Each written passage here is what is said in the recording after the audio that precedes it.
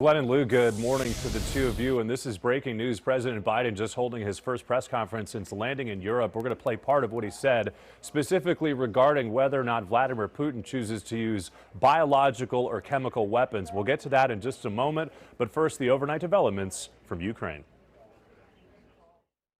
Today, Allied leaders also agreed to provide further support to Ukraine, helping to uphold their fundamental right to self-defense.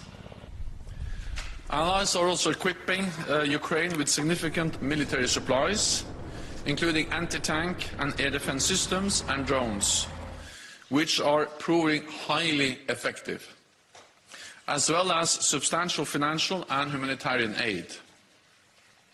Today, we agreed to do more, including cyber security assistance and equipment to help Ukraine protect against biological, chemical, radiological and nuclear threats. NATO Secretary General Jens Stoltenberg announcing more help to Ukraine as G7 leaders meet with President Biden for an emergency NATO summit. Good to see you. How are you? Leaders announcing new sanctions against the Kremlin, among them restricting Russia's central bank from using gold in transactions.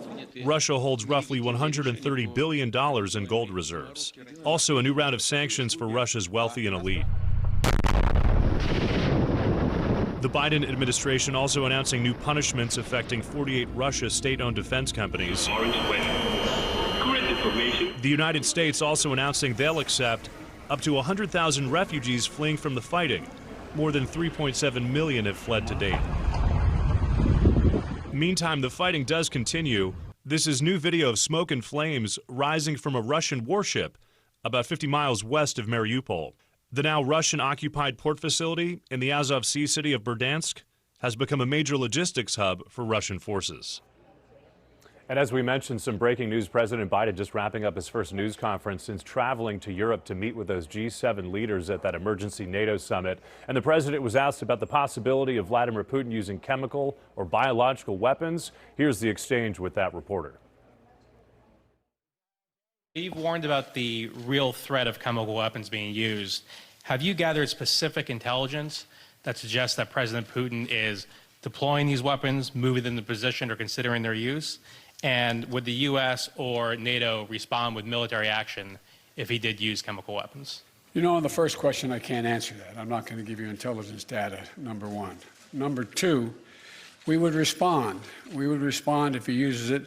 The nature of the response would depend on the nature of the use.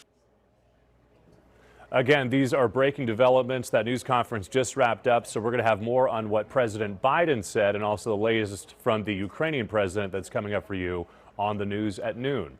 We're live in News Center. Mark Mester, KTLA 5 News.